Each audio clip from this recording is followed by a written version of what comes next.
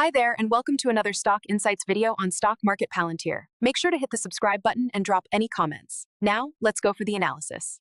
All right, let's get right into it. As of mid-January 2026, the tape is telling a very aggressive story about nano-nuclear energy, ticker NNE. We're looking at a market cap that has firmly planted itself around $1.69 billion. But, that headline number, it kind of misses the texture of the move. We're seeing rising prices with an expanding volume profile, roughly 1.8 million shares changing hands every single day. Technically, the stock's in a confirmed breakout. It's holding well above both its 20-day and its 50-day moving averages, basically launching out of that consolidation base we saw form through late 2025. I mean, the chart isn't just speaking, it's shouting. The chart is definitely shouting, yeah. But the real question we're here to debate is whether the company has anything to say back. When I look at that $1.69 billion valuation, I see the price action, sure, but I have to ask, what's driving it? Is this a critical infrastructure play for the AI energy crunch? A legitimate beneficiary of a quote-unquote nuclear renaissance? Or are we just looking at a capital-intensive science experiment that's become, completely detached from its business fundamentals? See, if you frame it as a science experiment, you're fundamentally misreading the macro convergence that's happening right now. We're sitting at the intersection of three massive tailwinds. First, you have regulatory acceleration, what the street's been calling the Trump lightning reactor build. Second, you have a huge liquidity injection that has reopened the appetite for deep tech risk. And third, and this is the most critical part, you have the immediate energy needs of hyperscalers, Meta, Amazon, Google. They are desperate for baseload power to run the next generation of AI models. So my position is that NNE represents visionary capital. It's a vertically integrated solution to an energy bottleneck, and it's backed by a massive cash runway that de-risks that whole regulatory weight. And I'm here representing the forensic capital view. I'm looking at a valuation that acts less like an energy company and more like a high beta derivative of AI sentiment. I mean, you just can't ignore the massive short interest hanging over this stock, and you can't ignore the operational risks of a pre-revenue company trying to do way too much at once. We're talking land, space, fuel, transport. It sounds great on a slide deck, but the execution risk is just off the charts. I think we need a pause on execution risk because the whole investment thesis for Nano changed fundamentally in Q4 2025. This is the part I think the bears are failing to price in. We are not looking at some scrappy startup anymore. We are looking at what I call a fortress balance sheet. After that October 2025 placement, we're looking at a pro forma cash position of roughly $600 million as of right now, January 2026. Cash is king. I'll grant you that. $600 million is a significant amount of dry powder. It's more than just king. In deep tech, cash is time. That is a currency that actually matters. That $600 million, it bridges the notorious Valley of Death. And for the sake of clarity, let's define that. The Valley of Death is that long, expensive, revenue-free period between designing a reactor and actually getting the license to turn it on. That's where most of these nuclear startups go to die. Precisely. And if Nano burns cash linearly, that $600 million gives them 10 to 12 years of runway. Even if they scale, aggressively hiring, building facilities, all of that, we're still talking 5 to 6 years of guaranteed operations. They don't need to go back to the markets with a tin cup. But the real differentiator isn't just the bank account, it's the business model. Most of their peers are using what I call the Apple model. They design the reactor, they focus on the IP, and they outsource everything else. Nano is using the Ford model. Vertical integration. Yes. They're pursuing vertical integration because they get that the reactor isn't the only problem you have to solve. Or vertical integration is just a polite way of saying lack of focus. Or it's a way of saying solving the actual bottlenecks. Look, you can build the best reactor in the world, but if you can't get fuel for it and you can't transport that fuel, you have a very expensive paperweight. So Nano established Haleo Energy Fuel Inc. to solve the supply chain. They established Advanced Fuel Transportation Inc. to handle logistics. The thesis is simple. They aren't just trying to sell a reactor.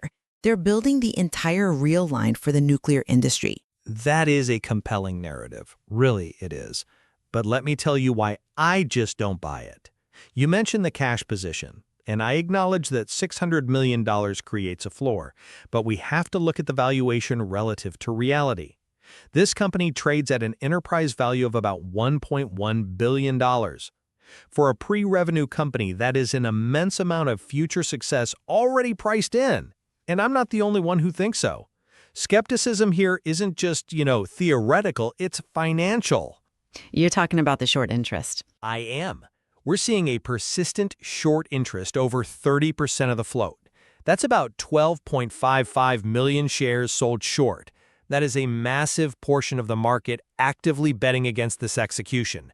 And my structural skepticism comes right back to that Ford model you like so much. I see it as a lack of discipline. They are trying to be a reactor designer with two different designs, Zeus and Kronos.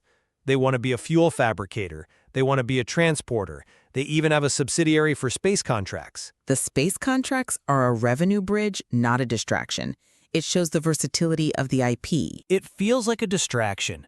For a company that hasn't generated a dime of commercial revenue, trying to conquer land, space, and logistics all at once seems like a recipe for cash burn, not a moat. The stock is trading on option value and hype, and it's ignoring the immense execution risk of licensing two novel reactor designs simultaneously. I see why you think that, but that reasoning ignores the comparative value in the market. I mean, if we're going to debate valuation, we have to look at the benchmark. You have to compare Nano to Oklo Inc., ticker OKLO. A comparison I'm sure you love making, given the disparity in market cap? It's the necessary comparison. Oklo is trading at a market cap around $15 billion. That is nearly 9 times Nano's valuation. So if you believe in the nuclear renaissance and you accept that the market is pricing these assets on probability-weighted future cash flows, then Nano is incredibly undervalued. If it catches up to even half of Oklo's multiple, we're looking at a multi-bagger. The Nuclear Renaissance Index suggests that high beta exposure to AI sentiment is a feature of this trade, not a bug. Nano is just a cheaper, higher velocity vehicle for the exact same thesis. That's an interesting point, but I think you're stripping away the context. That valuation gap exists for a reason. Oklo has what I call the Sam Altman halo. You have the chairman of OpenAI backing it, which directly links it to the AI narrative in a way Nano just can't match. But more importantly, look at the business model difference. This is crucial. Oklo is focused on selling power purchase agreements, PPAs. It's a utility model. They sell electrons. Nano is trying to sell hardware and logistics. The market views Nano as riskier because selling atoms, physical machines, is a lot harder and lower margin than selling electrons. I disagree that it's harder. I think it's more scalable. But Nano is closing that valuation gap with catalysts. You can't ignore the significance of what happened on January 8th, 2026, the dismissal of that class action lawsuit.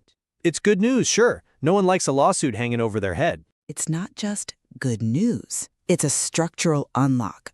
For institutional capital, pension funds, endowments, the big mutual funds, active litigation is a hard stop. It makes a stock uninvestable for compliance. That dismissal removes the tag, it validates management's defense, and it opens the floodgates for the type of capital that closes these valuation gaps. Okay, let's talk about the capital that's already there, specifically the flows we can't always see. I want to bring up the market mechanics, specifically the dark pool activity. The off-exchange data? Exactly. The off-exchange short volume ratio is incredibly high, sitting at 62.13%. Now, for those listening who don't spend their days staring at a terminal, this means over 60% of the shorting is happening away from public exchanges. I know some of that is market making, sure, but when you combine that high percentage with the open short interest, it signals sophisticated hedging. Big money isn't just buying this stock. They're actively hedging against it. They are protecting themselves from the very volatility you call a feature. I interpret that data very, very differently. You see hedging, I see a massive trap. We have 12.55 million shares short. The days to cover ratio is sitting at 7.5 days. In modern markets, that is an eternity. Explain days to cover for the audience who might not know that metric. It means that if every single share traded per day was used just to buy back those short positions, it would still take 7.5 days to clear the deck. Which never happens, of course. In reality, it takes weeks. It's a crowded theater with a very small exit. And you think the theater's on fire? I think the exit is getting smaller every day.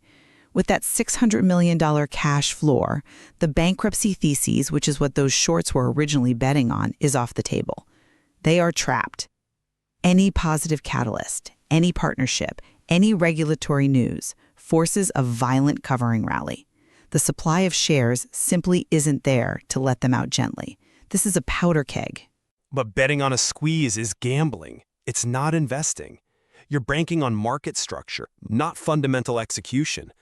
The high beta of the stock means downside volatility is just as likely if the AI bubble bursts. If the market decides AI capex is slowing, if NVIDIA misses earnings, NANO drops faster than anyone else. Then let's pivot to operational reality. If you don't like the market mechanics, look at the execution. The gambling accusation ignores what they've actually done in January 2026 alone.